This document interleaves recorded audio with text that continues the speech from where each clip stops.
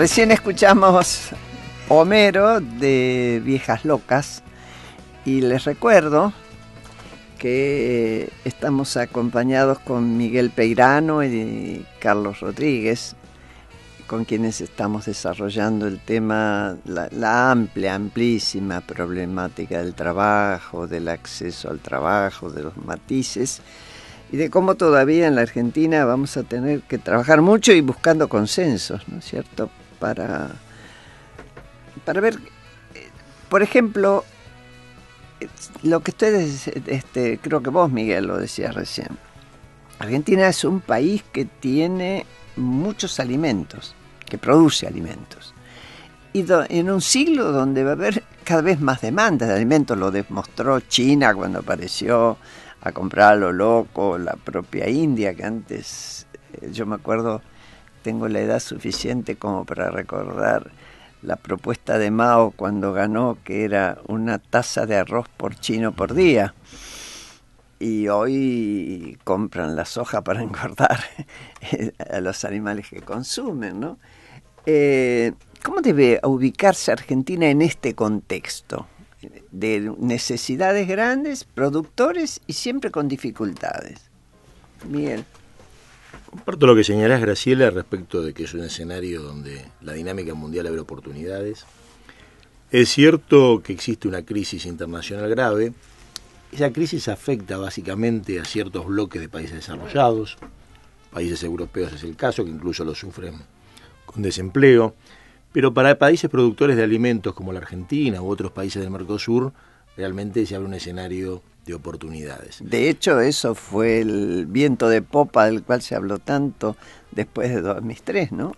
Exactamente, colaboró mucho. Sigue existiendo ese escenario presente, incluso la oportunidad que se mantenga en el futuro.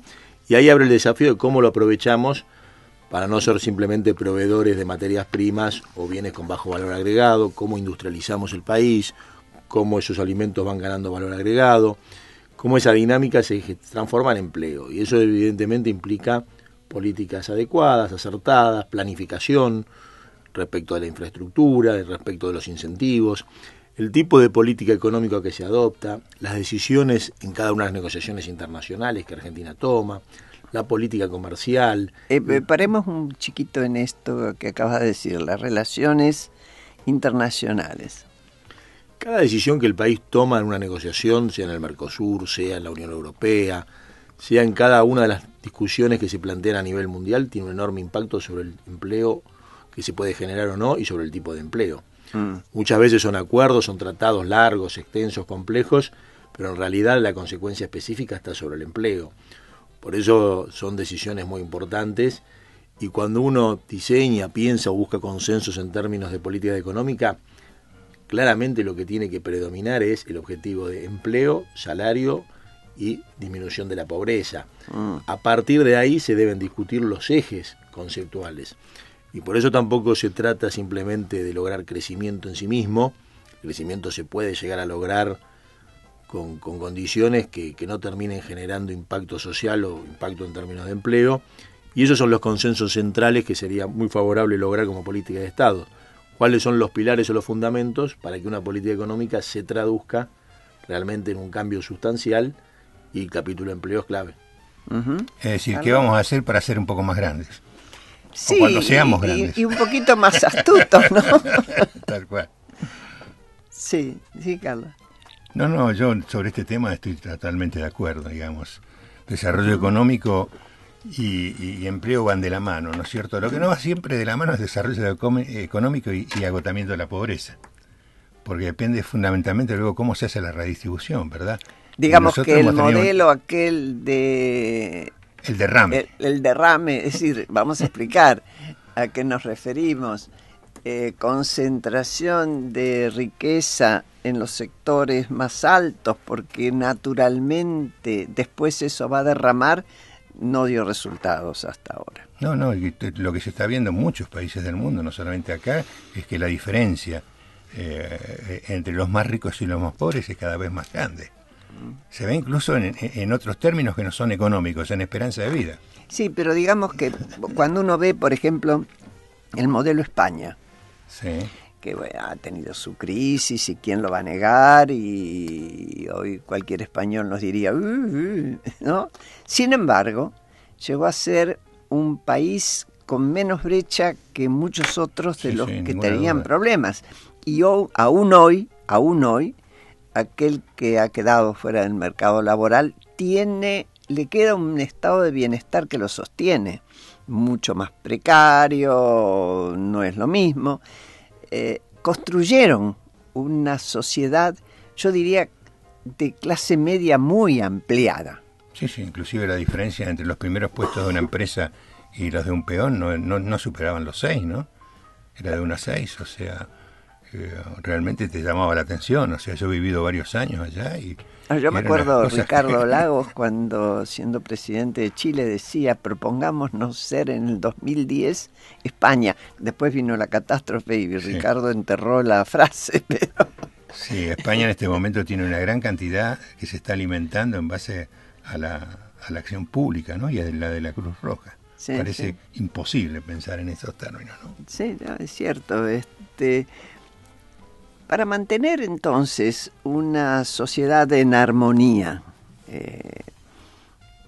¿ustedes creen que son amigables entre sí la industria y el campo? Ya que tenemos tanto desarrollo en el campo. Sí, absolutamente. Ya son categorías que casi analizarlas por separado es difícil, porque cuando uno visualiza la experiencia concreta en el sector industrial y agropecuario y recorre el interior del país, comercio, industria y agro se vinculan. Claro, pero se ha cometido el error político de querer demonizar uno de esos sectores. Sí, pero yo creo que claramente el desafío es, en el sector agropecuario, agregar valor. Y agregar valor quiere decir ir dándole etapas cada vez más complejas, más sofisticadas, que impliquen mayor empleo, mayor tecnología, y no la simple extracción del recurso natural. Y eso es posible en un país como Argentina. En segundo lugar, en un momento donde el mundo, por los motivos que vos señalabas, Graciela, que demanda alimentos, que los precios de nuestros commodities o nuestros principales productos son altos, tenemos oportunidades y recursos para ese proceso de transformación, y evidentemente la industria tiene un rol determinante. Un país que se industrializa, que le agrega valor al campo, que le agrega bienes de capital, es determinante. Yo creo que en ese sentido, sector industrial y sector agropecuario, cuando hay políticas adecuadas, cuando se generan los incentivos equilibrados, cuando se va orientando la política económica acertadamente, se desarrollan en conjunto. Lo central es básicamente orientar el perfil de incentivo a la pequeña y mediana empresa, aquellos sectores que son fuertemente generadores de empleo. Al interior de la industria y del propio sector agropecuario hay sectores que son mucho más fuertes en la dinámica de generación de empleo. Bueno, en el sector industrial, cuando uno analiza la industria del calzado, la industria metalúrgica, la textil, la indumentaria, la gráfica, hay sectores, y puedo extenderlo, el sector alimenticio, que en primer lugar son fuertes generadores de empleo. Generan empleo para gente joven, para gente que rápidamente puede acceder a una calificación, con remuneraciones razonables, y al mismo tiempo con presencia de empresas en todo el país. Porque lo que hay que resolver también, como vos señalabas muy bien, es la concentración geográfica. Entonces también es muy importante que haya sectores que son dinámicos, por eso también el turismo es muy importante, porque son sectores que van generando posibilidad de empleo a lo largo de todo el territorio y no una concentración en los centros urbanos. ¿Qué relación hay entre la alta productividad, Carlos, y una legislación protectora del trabajo si uno quiere mantener esta armonía? Yo creo que son necesarias unas respecto a las otras. Digamos, un trabajador que está feliz en su trabajo, sí, seguramente es un trabajador en condiciones de producir mucho más. En este momento se está haciendo, por ejemplo, en Finlandia, es una experiencia interesante en municipios, donde se hace lo que nosotros llamamos en medicina estudio de casos y controles. Una parte del personal trabaja 6 horas, la otra sigue trabajando 8 horas por día y estudian su productividad. Hasta el momento los indicadores son de que producen mucho más en las 6 horas que en las 8. Entonces no se puede desvincular una cosa de la otra. Lo cual permitiría también repartir el trabajo de otra manera, por supuesto, ¿no? Mira, esa experiencia nosotros la hicimos durante la última crisis. Durante la última crisis hicimos una comisión multisectorial y tripartita para la defensa del empleo. Lo llamamos cuando decís nosotros, estás hablando en Santa de Fe. Y los resultados fueron fantásticos. Entre otras cosas, una de nuestras propuestas fue esta. En vez de suspender, señor, nos traíamos al empleador y estaban sus cámaras representativas, la Unión Industrial. ¿Por qué en vez de suspender no hace una reducción global del trabajo, de las horas de trabajo durante ese periodo? Y después se armonizaba el resto del dinero. Y se conservaban muchísimos puestos de trabajo con esa sola medida. No inventábamos nada, ya hay consejos de la OIT. En Francia en ya, los 90, o sea, en su momento los claro. socialistas ganaron una elección. Claro, entonces yo creo que realmente la unión es fundamental, y creo que inclusive ni siquiera se han recuperado algunos derechos fundamentales que tenía la vieja ley de contrato de trabajo y que las modificaciones aún no han incluido. Por ejemplo, el derecho a paralizar el trabajo frente a riesgo grave e inminente. Ese derecho estaba en la vieja LST y hoy no está. Con esa vamos a empezar después el otro bloque. Acordate de lo que dijiste. Recién escuchamos a Nina Simone, un placer que me di, en Feeling Good. Espero que a ustedes también les haya gustado.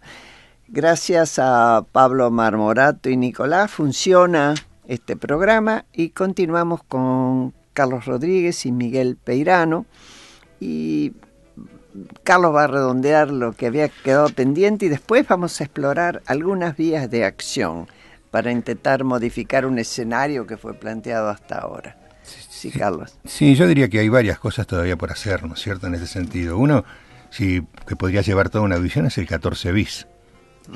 El 14 bis, que es el artículo de la Constitución. Absolutamente, tiene sin reglamentar una cantidad de los elementos que están allí, pero me refería a la ley de contrato de trabajo, porque realmente es grave haber perdido ese derecho de los trabajadores de paralizar el trabajo frente a riesgo grave e inminente. Ha habido, por suerte, en sede judicial, es decir, algunos fallos interesantes. Le diría también de que nosotros lo hemos recuperado en la provincia de Santa Fe. En la provincia de Santa Fe se restableció eso, porque también es la única provincia de Argentina donde los trabajadores tienen derecho a participar en este tema, en comités de salud y seguridad. Digo, porque usted sabe que Argentina es el único país de toda Latinoamérica donde no está establecido por norma. Después decimos que tenemos la mejor norma del mundo. Y tenemos atrasos normativos gravísimos. Por ejemplo, la ley que hace a las vacaciones. Usted vaya a Brasil, vaya a Uruguay, cualquier trabajador tiene 30 días de vacaciones. Acá se comienza con 10 días. Y si lo echan del trabajo, o terminó el trabajo, vuelve a empezar por los 10 días cada vez. Entonces hay una cantidad de derechos que todavía están pendientes de dar. Después habrá que ver cómo se resuelven económicamente. Digamos que quitan... Pero algunos quitan el derecho a la vida, o sea, sí. no es poca cosa, ¿verdad? Ahora voy a recurrir a ustedes en tanto a políticos, porque aunque sean técnicos en la materia, tienen un fuerte compromiso político partidario y con el país. Y les voy a preguntar si en este terreno, seguramente que combinado con otros técnicos de su propio equipo, ¿qué vías se exploran, se están explorando, vías de acción para modificar estos escenarios que tenemos? Miguel, contanos un poco. Vos por el Frente Renovador.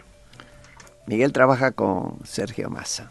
Nuestra visión, Graciela, del Frente Renovador es, primero, como te decía, que una política adecuada tiene que priorizar justamente como objetivo el empleo, el salario y la calidad de ese trabajo.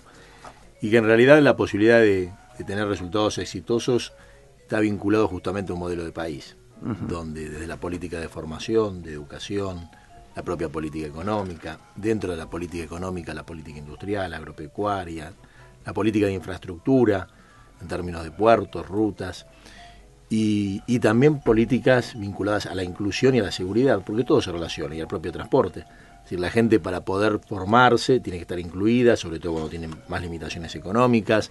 La gente, cuando quiere trabajar o quiere formarse, tiene que tener posibilidad de transporte, de acceso a la educación, del propio acceso al trabajo. Entonces, política económica, política de formación, política de seguridad, política de transporte, están todas estrechamente vinculadas. Por eso te decía, un modelo de país acertado es el que genera, en definitiva, las condiciones para que la gente vaya generando las posibilidades de tener trabajo. Y sobre todo, la gente que tiene más limitaciones económicas, que es la que puede correr el riesgo de quedar postergada por el propio sistema. De hecho, queda.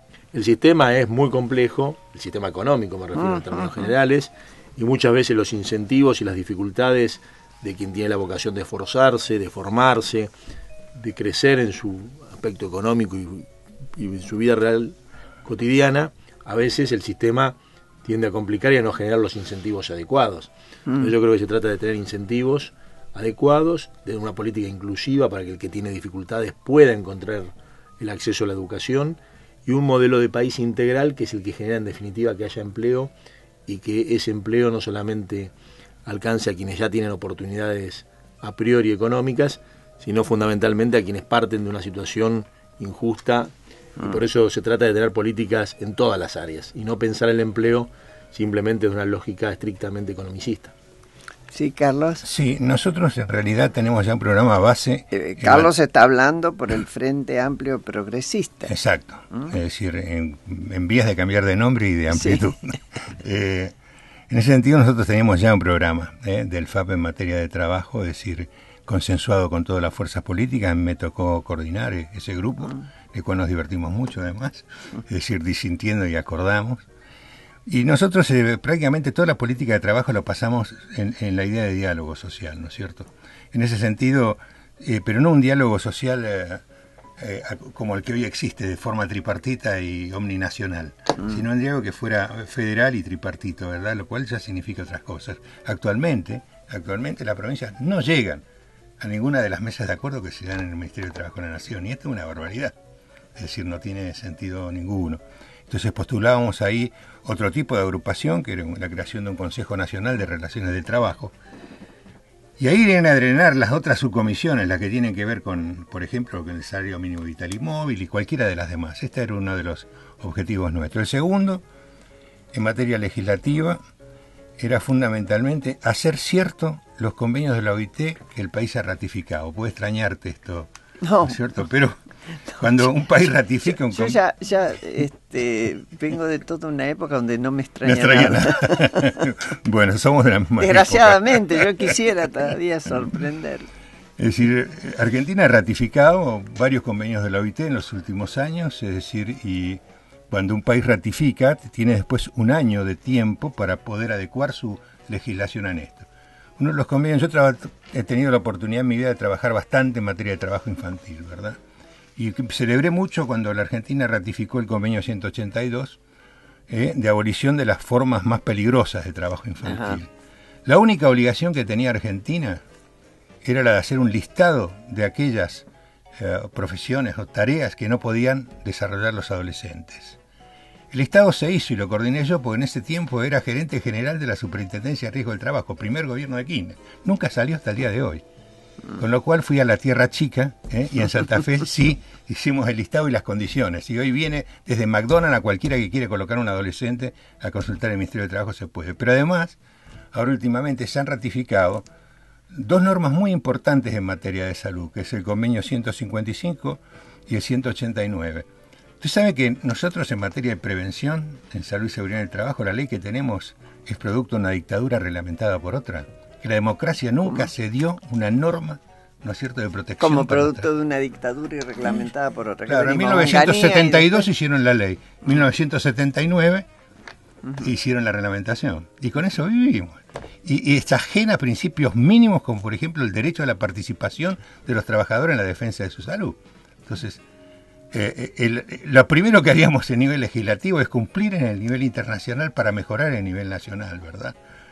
Y como esto hemos trabajado mucho en todos los criterios de inclusión para el concepto de trabajo decente, la OIT, ¿no es cierto? O sea que vamos a seguir trabajando, como hablamos, en lo que es trabajo registrado, en lo que es fundamentalmente igualdad de trato y oportunidades, y no solamente el tema del género, porque este no es el único problema, también en materia de discapacidad, también en temas de poblaciones originarias, también en temas de edad, porque hoy hemos visto que los jóvenes, ¿no es cierto?, tienen un desempleo de 4 veces mayor, ¿no es cierto? Y si uno toma el quintil más pobre, son 9 veces mayor desempleo que el promedio nacional. No debería ser al revés.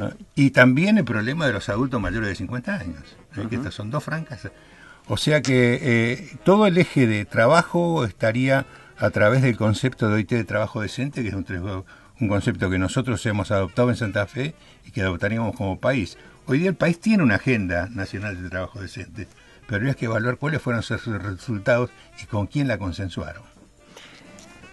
Una sola pregunta más para los dos.